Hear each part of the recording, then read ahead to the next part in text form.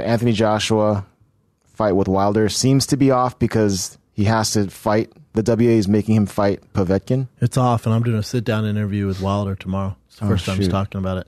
And then your boy fucking Eddie Hearns came after me on social media. Oh. Yep. What did he Why? What do you say? Because, when I say my sources are Showtime and fucking Deontay Wilder.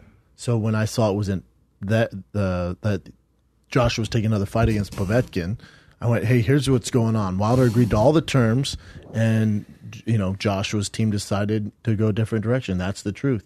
Eddie Hearn got on there, started talking shit. Who's Hearn? He's his. Eddie Hearn is the promoter. One of the biggest promoters in the world. And he goes, not true, not all this stuff.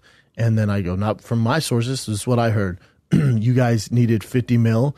Deontay Wilder guaranteed 50 mil. You guys wanted UK. Deontay Wilder agreed to UK. And then you guys reneged on the deal, and then sent back another deal that was just pure shit, which no one would ever agree to because they want it out. Yeah, that's what's going on here. Well, so what is the advantage in fighting Povetkin? Why wouldn't they fight Wilder? Are they afraid of Wilder? We don't know. We don't know what's going on. Who is Povetkin?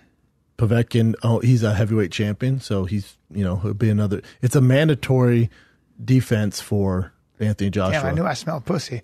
But damn, Anthony Joshua, I didn't know the odor was that strong, you coward-ass bitch. Had the world waiting for 3 months playing games just for this moment? You're not a true champion. You're just a weak-minded coward that's holding hard metal. Facts. Damn. That's Deontay Wilder's. Deontay Wilder came to my defense because Eddie Hearn's like, who's your source? And then Deontay Wilder came fucking flying off the top. Oh, right? hell yeah. Like, what?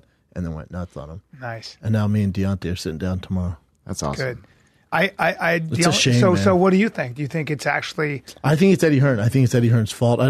Anthony Joshua's not afraid of Deontay Wilder. Wilder's not afraid of Anthony Joshua. Yeah. Eddie Hearn. Listen, there's 3 people you don't trust in this world. Santa Claus that work at the mall, guys that drive vans, and promoters. You never listen to them. Ever. You never talk to them. Yep. So when Eddie Hearn says something, of course he's going to make it seem like Deontay Wilder's bitching and all this stuff. Yeah. I bet Anthony Joshua has no idea what's going on. He's letting Eddie Hearn take care of this. He's hoping, he's like, all right, whatever he thinks best, man. Yeah. And they're telling him this is best because there's some motive in it for Eddie Hearn. He's launching some new thing. No, he sends over a contract that's not complete, that no one would ever sign for a reason. It's shifty stuff. You can't trust promoters. So when you guys defend promoters, when you defend Dana White, or you get how many times has he lied to you? Eddie Hearn's lying. There's Anthony Joshua, what he thinks. There's fucking Deontay Wilder, what he thinks, and there's some middle ground where they need to meet to make this fight happen. But Eddie Hearn always has different agendas. The promoters do. Dana White, you think he has the same agenda for what's best for you? No, the promoters. There's a reason why Brian Stan, Tim Kennedy, Kenny Florian, Michael Bisping, great guys don't become promoters because you got to be a slimeball to do it. You have to have some sort of dark side to do it. Those guys, you don't think Brian Stan would be the best thing that ever happened to the UFC if he took the reins of that? Or Tim Kennedy? He was offered. Were they both offered positions? No, people wanted them to, but they would never do it because they're not slime balls. Yeah. You have to have a dark. You have to have a darkness where you take advantage of people to become a promoter.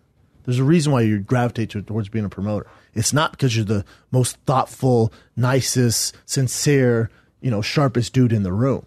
It's because you can't fight, and you get into it somehow. With Eddie Hearn, his father handed him the business. With Dana White, he had 2 rich friends.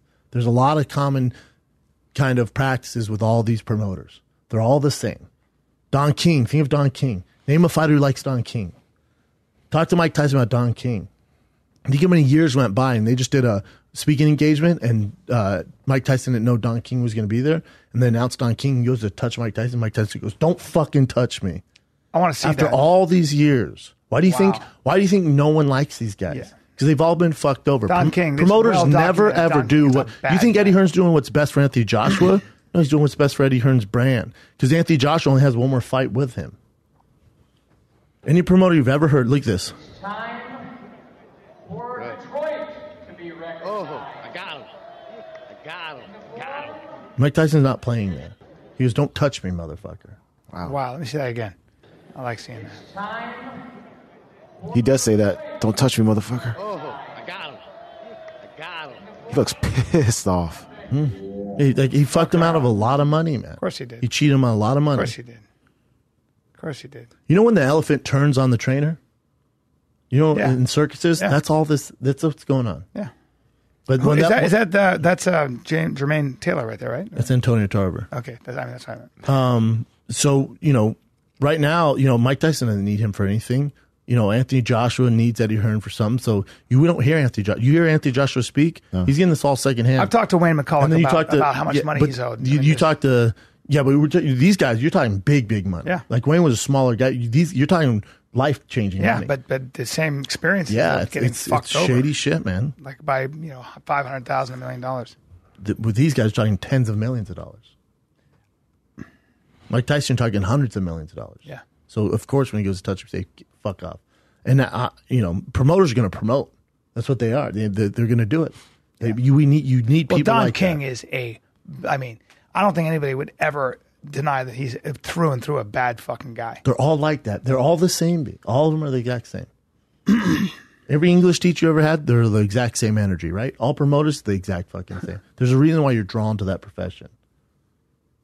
You need them, but know what you're signing up for. Yeah. People love strippers. You don't marry them. Know what you're signing up for. You know what I'm saying? Yeah. So we'll see what Deontay Wilder. I think he's more disappointed than anything because he wants to make the fight happen. He's like, I don't understand, man. I don't He's either. like, I don't understand. This is one of those things where we're all dying to see it. And the only problem is Eddie Hearn. Well, People go, you don't know the facts with Eddie. Eddie said, whatever Eddie's telling you, it's going to paint him in the best light possible. He's great at his job. Eddie Hearn's been great for boxing, but they're promoters. So whatever he says, it's whatever, man. Yeah. You can't take that as that's God's word. That's it. That's the truth. Because he's painting. And what I was telling, what's it say? Drama, Deontay Wilder, Brendan Schaub. So what I was telling you is, what Deontay Wilder can't do. This is what I was telling him. I go, what you can't do is let Eddie Hearn paint this narrative. You can't let that promoter make it look like you're the one that backed out. That's right. And I'm telling you guys, that is not. I work for Showtime. I know the details of this contract and on the fights. So it's not that Deontay Wilder was like, nope, not signing it. I need this and this. I promise you guys, that's not what's going on here. It's not. I believe you. I just want the fight. Anthony Joshua is one of my favorite fighters. Deontay Wilder. I'm not biased.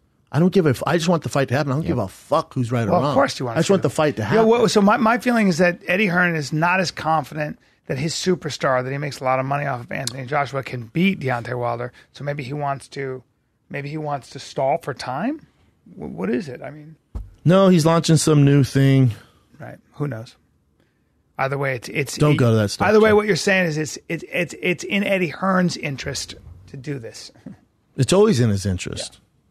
And Povetkin's not an easy fight. And when people go, when has Deontay Wilder, he needs to merge the belts or he needs to unify the belts. What the fuck's up with that? Well, to unify those belts, he has to fight Anthony Joshua. What the fuck are you talking about? Right. And he's waiting. Yeah, we'll see. I'm assuming the interview's going to be intense. There's really not time, though, because Povetkin's a tough fight for him. And then Wilder's going to fight Brazil. If any one of those guys lose, you're out, man. This is over. Then we got Manny Pacquiao, Floyd Mayweather all over again. You got Lennox Lewis, you got Riddick Bowe. That's what we're dealing with. It's a real shame, man. And why? Because you got greedy middlemen with no talent in the middle who want money. That's right. It's the same. It's the same story over and over.